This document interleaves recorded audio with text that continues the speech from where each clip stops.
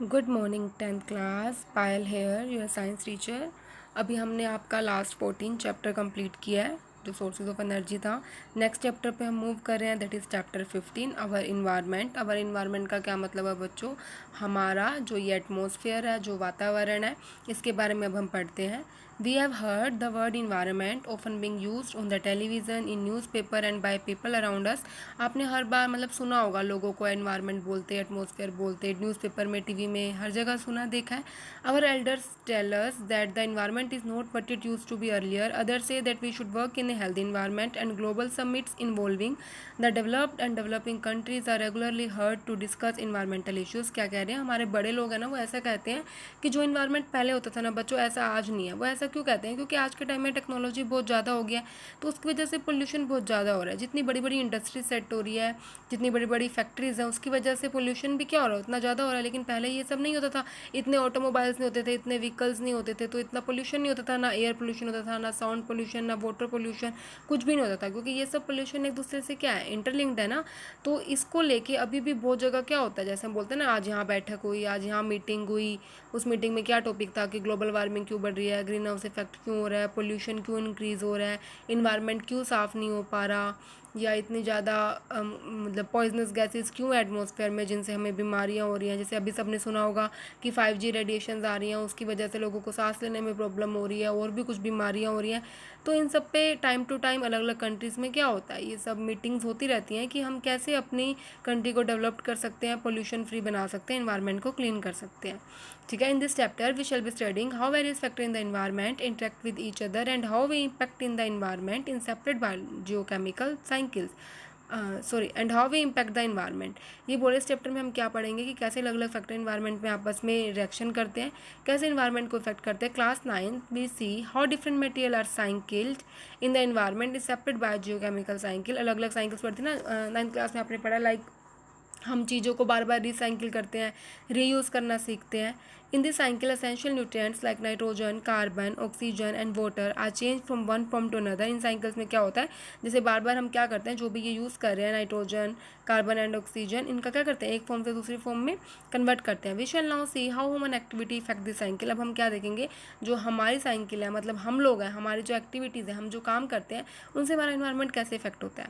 तो 15.1 टॉपिक है बच्चों, what happens when we add our waste to the environment. क्या होता है जब आप कूड़ा कचरा या किसी भी तरह का वेस्ट आप इन्वायरमेंट में ऐड करते हो, इन्वायरमेंट में डालते हो। In our daily activities we generate a lot of material that are thrown away. What are some of this waste material, what happens after we throw them away. Let us perform an activity to find answer to this question. रोज की रोज हम क्या करते हैं, बहुत सारा कूड़ा कचरा ऐसे ही फेंक देते हैं। खा रहे हो आप, कोई पैकेट खाते खाते चल रहे हो, आपने वहीं फेंक दिया। आप कहीं ट्रैवल कर रहे हो, बस में, बाई कार, आप हम विंडो से क्या करते हैं, नीचे फेंक देते हैं। या फिर हम जो भी घर में रोज़ सब्जियां बनाते हैं, फ्रूट्स खाते हैं, उनका जो वेस्ट होता है वो भी ऐसे फेंक देते हैं। एक रेगुलर वे से नहीं फेंकते हैं कि किस चीज़ को कहाँ फेंकना चाहिए, कहाँ नहीं फेंकना चाहिए, कहाँ वो यूज़फुल है, कहाँ नहीं है। जरूरी नहीं है बच्चों वेस्ट कभी यूज़फुल नहीं हो सकता। आपने सुना होगा ना कि रफ वेस्ट से, हम वेस्ट चीज़ों से कितनी अच्छी अच्छी एक्टिविटीज़ हो जाती हैं, कितनी अच्छी अच्छी चीज़ें हम बना सकते हैं, लेकिन हम प्रॉपर उसका डिस्पोजल नहीं करते हैं। ठीक है, अब हम एक एक्टिविटी परफॉर्म करते हैं इन सब क्वेश्चंस का आंसर देने के लिए। एक्टिविटी 15.1 देखो बच्चों क्या है, collect waste material from your home. This could include all the waste generated during day like kitchen waste, spoiled food, vegetable peel, tea leaves, milk packet, empty carton, waste paper, empty medicine bottle, strips, bubble pack, old and torn clothes and broken footwear. अपने घर में जिस तरह का भी waste material है ना, उसको कलेक्ट कर लो। चाहे वो रसोई से निकला हुआ कूड़ा कचरा है, चाहे वो आपके कपड़े हैं, जूते हैं, फटी पुरानी चीज़ें हैं, आपकी दवाइयों की बोतलें हैं, कुछ पट्टियाँ हैं, या किसी भी तरह की कोई भी चीज़ है, उन सबको इकट्ठा करो। Bury this material in a pit in the school garden, or if there is no space available, you can collect the material in an old bucket, flower pot and cover with at least 50 centimeter soil। ये क्या कह रहे हैं, बरी होता है दबाना बच्चों, दफना दो उसको एक खड्डे में आपके स्कूल के पास। अगर इतना स्पेस अवेलेबल नहीं है तो आप इसको किसी बकेट में, किसी बाल्टी में भी डाल सकते हो, उसमें 15 सेंटीमीटर तक मिट्टी डाल दो। Keep this material moist and observe eight 15 day interval. 15 दिन के गैप के बाद इसको देखो, इसको गीला रखो। कह रहे what are the material that remain unchanged over long period of time. इनमें से ऐसे कौन से मटेरियल है जिन पे कुछ इफेक्ट ही नहीं पड़ा, 15 दिन के बाद भी कुछ जैसे थे वैसे के वैसे रहे। What are the material which change their form and structure over time. वो कौन से मटेरियल है जिनका स्ट्रक्चर या जिनकी प्रॉपर्टीज कुछ चेंज होगी, जैसे पहले थे 15 दिन पहले, अब वैसे नहीं है। Of this material that are change which one change the fastest. जो भी ये मटेरियल चेंज हुए हैं, इनमें से सबसे जल्दी फास्ट चेंज कौन हुआ है। We have seen in the chapter on life process that the food we eat digested by various enzymes in our body. हम लाइफ प्रोसेस 6 चैप्टर बचो, उसमें हम करते हैं जो भी खाना हम खाते हैं ना, कुछ स्पेशल टाइप के एंजाइम्स होते हैं जो उन खानों को डाइजेस्ट करते हैं. Have you ever wondered why the same enzyme doesn't break down everything we eat? ऐसा क्यों होता है जो एंजाइम खाने को पचाने का काम कर रहा है वो एंजाइम सारे खाने को तोड़ने का भी काम करे? बच्चों हर चीज़ का ना काम होता है. स्पेसिफिक का मतलब समझते हो? एक टीचर का काम पढ़ाना है तो वो पढ़ाएगा, इंजीनियर का काम इंजीनियरिंग है, एक प्लम्बर का काम प्लम्बरिंग करना है. तो जो भी एक स्पेसिफिक होता है, हम लोग पढ़ाई करते हैं, हर कोई अपने अपने फील्ड में करता है, राइट? तो हर किसी का क्या होता है अपना अपना. खुद कुम्हार का काम क्या है? घड़े बनाना. तो जिसका जो भी काम होता है ना, अब कोई मोची है वो चपले ठीक करेगा, वो पढ़ाने तो नहीं लग जाएगा ना. तो हर किसी का स्पेसिफिक अपना अपना काम होता है.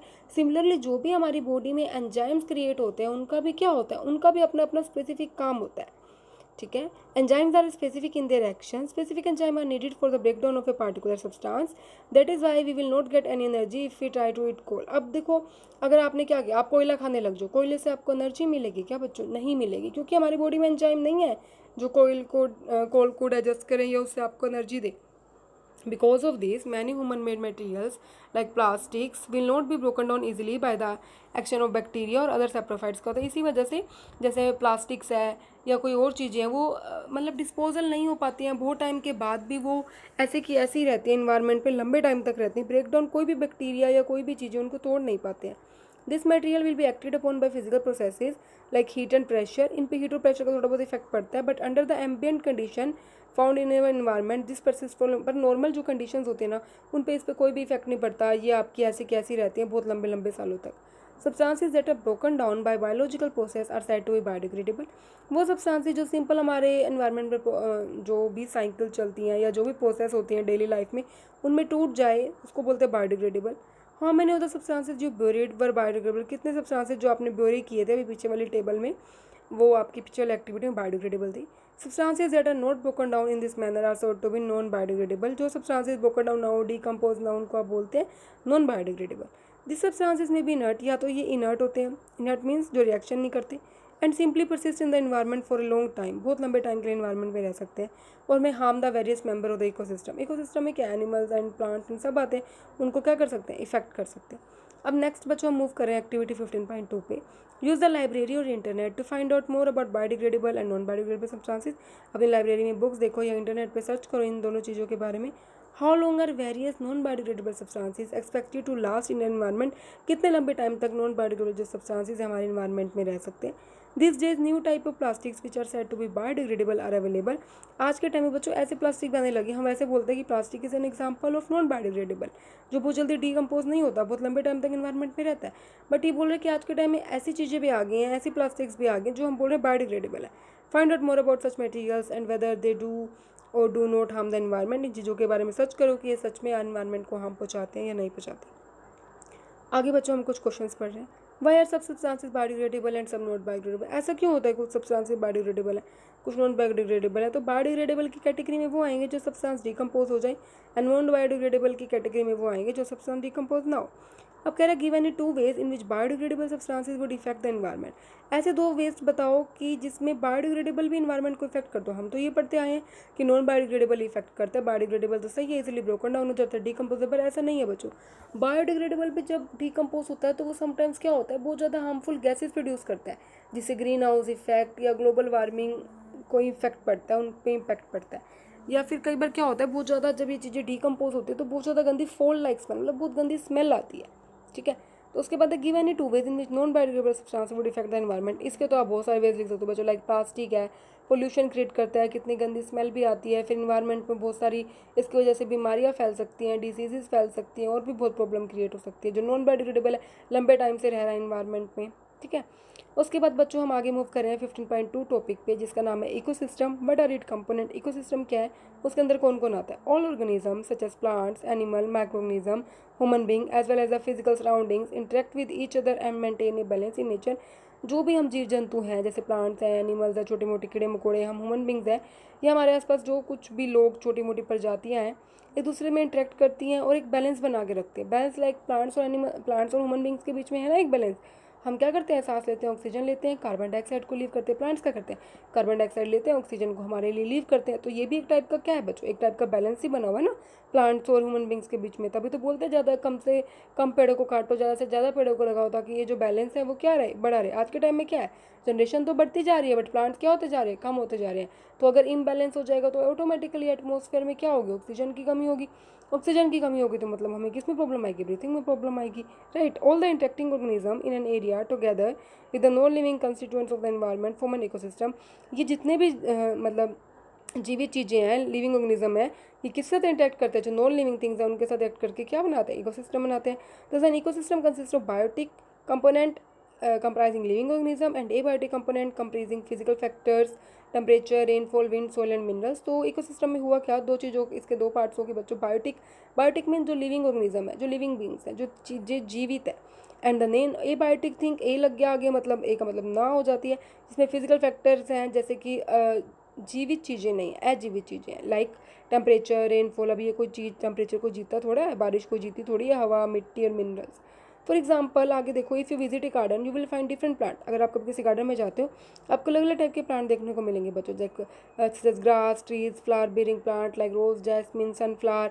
आपको घास फूस देखने को मिलेगा, बड़े बड़े पेड़ देखने को मिलेंगे, वो फ्लावर देखने को मिलेंगे जिनके पास प्लांट्स किस टाइप के हैं, रोज़ मतलब गुलाब, गेंदे का फूल, ये सब है, ठीक है। उसके बाद क्या है बच्चों, एंड एनिमल्स भी देखने को मिलेंगे आपको, like frogs, insects and birds.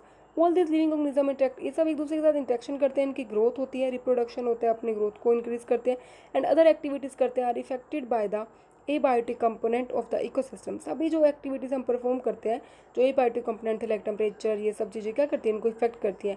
सो ये गार्डन भी किसका एग्जाम्पल है बच्चों, इकोसिस्टम का। अदर टाइप ऑफ इकोसिस्टम, जैसे और इकोसिस्टम एग्जाम्पल देखो, फॉरेस्ट, जंगल हो गए, पॉन्ड्स, लेक्स, तालाब हो गए, दिस आर नेचुरल इकोसिस्टम, ये नेचुरल है। जो गार्डन्स है या क्रॉप फील्ड है, ये ह्यूमन मेड बोल सकते हो, या आर्टिफिशियल, मतलब जो इंसानों ने बनाया है। जैसे गार्डन्स हो गए या खेत हो गए जहाँ पे हम फसलें उगाते हैं, वो किसने बनाया है, वो इंसानों ने बनाया है। अब हम नेक्स्ट एक्टिविटी में मूव करते हैं बच्चों, that is 15.3। You might have seen an aquarium, let us try to design an aquarium. समझते हो बच्चों, आपने एक्वेरियम कभी ना कभी देखा होगा, बहुत लोग घरों में एक्वेरियम रखते हैं ना, मछलियाँ जिसमें डाल के रखते हैं हम। What are the things that we need to keep in mind when we create an aquarium. क्या सोचना चाहिए जब आप एक्वेरियम को बनाते हो। The fish would need a free space for swimming, it could be large jar, water, oxygen and food. एक fish को वहाँ पे जिंदा रहने के लिए बच्चों थोड़ा सा स्पेस चाहिए होता है, जिसमें वो मूव कर सके, स्विम कर सके, पानी भी चाहिए होता है, ऑक्सीजन भी चाहिए होता है, उसको खाना भी चाहिए होता है। We can provide oxygen through an oxygen pump. Oxygen हम किसे देते हैं, ऑक्सीजन पंप लगाते हैं, एरेटर बोलते हैं जिसको। एंड फिश फूड हम देते हैं, मार्केट में मिल जाता है ना, वो पाउडर फॉर्म में होता है बच्चों, थोड़े थोड़े टाइम में हम वो पाउडर एक्वेरियम में डालते रहते हैं। If we add a few aquatic plants and animals, it can become a self-sustaining system. Can you think how this happen? And aquarium is an example of human-made ecosystem. Aquarium को बच्चों human-made ecosystem क्यों बोल रहा है, क्योंकि वैसे कुछ होते हैं natural ecosystem। अब इंसान ने बनाया ना aquarium, तो इंसान ने बनाया, उसमें पानी डाला, उसमें फिश के लिए वो खाना डाल रहा है, ऑक्सीजन लगाई हुई है, तो इंसान ने बनाया। और अगर करें उसमें हम कुछ एक्वेटिक प्लांट्स भी उगा दें और एनिमल्स भी डाल दें, तो ये सेल्फ सस्टेनिंग सिस्टम बन जाएगा। मतलब कि सस्टेन होता है बच्चों, अपने आप ही जीवित रहेंगे, एक दूसरे पे अपने आप डिपेंड रहेंगे अपनी जीविका के लिए। Can we leave the aquarium as such after we set it, क्या हम छोड़ सकते हैं उसको बनाने के बाद। Why does it have to be clean once in a while, हम ऐसा क्यों सोचते हैं कि थोड़े थोड़े टाइम बाद एक्वेरियम की सफाई करती रहनी चाहिए। Do we have to clean ponds और lakes in the same manner, why और वाई नॉट। क्या जब हम छोटे से एक्वेरियम की जो हम घर में बनाते हैं उसकी हम सोचते हैं कि हमें साफ सफाई करते रहना चाहिए, तो क्या जो भी आप ये पॉन्ड्स बनाते हो या लेक्स, मतलब हम मैं कह रही हूँ आई मीन तो से बनाते नहीं, जो भी ये तालाब होते हैं, नाले होते हैं, आपके घरों के पास छोटी मोटी नदियाँ होती हैं, क्या इनको भी इस तरह साफ करना चाहिए। इनमें भी तो गंदगी हो जाती होगी, इनमें भी तो मछलियाँ होती हैं। We have seen in earlier classes that organisms can be grouped as producer, consumer and decomposer according to the manner in which they obtain their sustenance from the environment. किस तरह से जो ऑर्गेनिजम्स होते हैं वो अपनी जीविका लेते हैं, जीवित रहते हैं, एनवायरनमेंट पे डिपेंड रहते हैं। तीन तरह से हमने डिवाइड किया बच्चों, first one is producers, second one is consumer and third one is decomposers. Okay, let us recall what we have learn through the self sustaining ecosystem created by us above. हमने जो पहले ecosystem बनाया है खुद जीविका चलाने वाला खुद से, तो उसको याद करते हैं, उसके बारे में पढ़ते हैं। Which organism can make organic compound, इनमें से कौन से ऑर्गेनिज्म ऑर्गेनिक कंपाउंड बनाते हैं। ऑर्गेनिक कंपाउंड लाइक शुगर है, स्टार्च है, इनऑर्गेनिक सब्सटेंसेस से, radiant energy of the sun in the presence of chlorophyll, ये सभी ने बच्चों पढ़ी हुई है। सनलाइट की प्रेजेंस में, क्लोरोफिल की प्रेजेंस में कौन रिएक्शन करता है, इस रिएक्शन का नाम क्या होता है, इस रिएक्शन का नाम होता है बच्चों फोटोसिंथेसिस। इस रिएक्शन में प्लांट्स क्या करते हैं, प्लांट्स अपना खाना बनाते हैं, वाटर प्लस कार्बन डाइऑक्साइड की रिएक्शन करके सनलाइट और क्लोरोफिल की प्रेजेंस में प्लांट्स बनाते हैं आपका ग्लूकोज प्लस आपका ऑक्सीजन प्लस वाटर देते हैं, ठीक है ना। CO2 का यूज़ करते हैं और O2 हमारे लिए छोड़ देते हैं। सभी बच्चों ने पढ़ी हुई है फोटोसिंथेसिस की reaction. All green plants and certain blue green algae which can produce food by photosynthesis come under this category and are called the producers। तो सारे के सारे ग्रीन प्लांट्स और कुछ ब्लू ग्रीन algae। algae समझते हो बच्चों क्या होता है? जो ये आपके तालाब होते हैं, कुएं वगैरह होते हैं, कई बार देखा आपने काई लग जाती है, ग्रीन ग्रीन कलर की हम बोलते हैं काई, बिल्कुल एक लेयर सी बन जाती है उसके ऊपर, मतलब ऐसा लगता है कि पैर डालते हैं हमारा पैर इसमें धंस जाएगा, उसको बोलते हैं काई, उसको वो होते हैं बच्चों एल्गे। इनको हम क्या बोल रहे हैं? इनको हम प्रोड्यूसर्स बोल रहे हैं। ये अपना खाना खुद से क्या कर रहे हैं? प्रोड्यूस कर रहे हैं। अब organism depend on the producer either directly और indirectly for their sustenance. This organisms which consume the food produced either directly from producer और indirectly by feeding on other consumers are the consumers. तो consumer producer क्या है बच्चे? जिन्होंने खाने को produce किया खुद के लिए खुद से। अब कंज्यूमर क्या है बच्चों? जो खाने का यूज़ कर रहे हैं, या तो वो डायरेक्टली डिपेंड है, मतलब वो ऑर्गेनिज्म जो प्लांट पे डायरेक्टली डिपेंड है, या फिर इनडायरेक्टली डिपेंड है, किसी और चीज़ के थ्रू वो खाना ले रहे हैं, तो उन सबको क्या बोलेंगे? कंज्यूमर होता है यूज़ करने वाला। Consumers can be classified variously. हम कंज्यूमर को बांट भी सकते हैं बच्चों, herbivorous, carnivorous, omnivorous and parasites. ये सब आप बहुत बार पढ़ चुके हो। कौन जो मांस खाता है उसको कार्निवोरस, और जो मांस और ये पेड़ पौधे दोनों चीज़ें खाता है ओमनीवोरस, एंड जो सिर्फ प्लांट्स ही खाता है, मतलब जैसे हम जो वेजिटेरियन होते हैं उसको हम बोलते हैं herbivorous. Can you give example for each of this category of consumer? क्या हम कंज्यूमर की जो भी आपने ये 4-5 कैटेगरी बताई है इनके लिए एग्जाम्पल बता सकते हो हर के लिए? अब आगे क्या बोल रहे हो बच्चों? Imagine the situation where you do not clean the aquarium and some fish and plants have died. ऐसा सोचो कि आपने जो एक्वेरियम बनाया था घर पे उसको साफ नहीं किया और कुछ फिश और प्लांट्स मर चुके हैं। Have you ever thought what happens? क्या होता है जब एक ऑर्गेनिज्म डाई, एक ऑर्गेनिज्म मर जाता है तो क्या होता है? The micro organism comprising bacteria and fungi break down the dead remains and waste produced organism. तो क्या करता है? जो छोटे छोटे माइक्रोऑर्गेनिज्म होते हैं, कीड़े मकोड़े बैक्टीरिया होते हैं, ये क्या करते हैं? जो भी डेड रिमेन होता है या वेस्ट बचता है मरने के बाद उन ऑर्गेनिजम्स का, उनको क्या करते हैं? तोड़ देता है। This microorganism are the decomposer. ये ब्रेक डाउन कर रहे हैं ना, बड़ी चीज़ों को, कॉम्प्लेक्स चीज़ों को सिंपलर वन में, छोटे कंपाउंड में ब्रेक डाउन कर रहे हैं, तो उनका नाम क्या है बच्चों? ये क्या है? ये डीकम्पोजर है, right. That go into the soil and are used up. फिर अगर मिट्टी में जाने के बाद, खाद बनने के बाद कौन यूज़ करता है? प्लांट से यूज़ करते हैं। What will happen to the garbage and dead animals and plant in their absence? अगर ये ना हो, माइक्रोऑर्गेनिजम्स ना हो, तो उनके एब्सेंस में क्या होगा? जो भी गंद है या मरे हुए कोई भी एनिमल्स हैं, प्लांट्स हैं, मरे ऑर्गेनिजम्स हैं, तो क्या होगा? अगर माइक्रोऑर्गेनिज्म हो तो इनको कौन तोड़ेगा? Will the natural replenishment of the soil take place even if decomposer are not there? क्या नेचुरली भी मिट्टी में इनकी खाद बनती रहेगी? ये एक डेड ऑर्गेनिक मैटर में ये कन्वर्ट होते रहेंगे, जो भी डेड चीज़ें हैं वो अच्छी चीज़ों में, मतलब जैसे होता है ना कि मरने के बाद इनकी अपने आप डिकम्पोज क्या हो जाएंगी? अगर ये डिकम्पोजर्स मतलब जो माइक्रोऑर्गेनिजम्स या बैक्टीरिया थे ये यहाँ पे ना हो तो क्या होगा? तो इसके बाद बच्चों नेक्स्ट एक्टिविटी दी हुई है। While creating an aquarium did you take care not to put an aquatic animal which would eat others but would have happened otherwise. जब एक्वेरियम बनाते हो कि आपको ये चीज़ ध्यान रखनी चाहिए कि आपको कोई भी ऐसी चीज़ उसमें ऐड नहीं करना चाहिए, ऐसा प्लांट या एनिमल उसमें ऐड नहीं करना चाहिए जो एक दूसरे को खा जाए। अगर बच्चों फिश से ऐसी कोई चीज़ ला दे जो उस फिश को ही खा जाए तो क्या फ़ायदा? फिर सब मर जाएंगे। Make groups and discuss how each of the above group of the organism are dependent on each other. ये जो हमने ग्रुप पढ़े हैं ना अभी, पैरासाइट्स एंड ऑल, ये सब कैसे दूसरे पे इफेक्ट करते हैं, जो आपने कंज्यूमर, प्रोड्यूसर, डिकम्पोजर पढ़े हैं।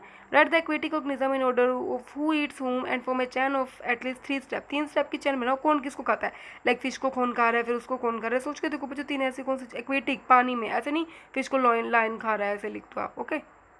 तो पानी में लिखने एक्वेटिक ऑर्गेनिजम्स के बारे में। Would you consider any one group of organism to be of primary importance? 5 9। इन तीनों में से आप सोच सकते हो कोई भी ऐसा ग्रुप जो इंपॉर्टेंस का हो, ठीक है। ऐसा क्यों और क्यों नहीं, तो इसके बारे में आपने सोचना है।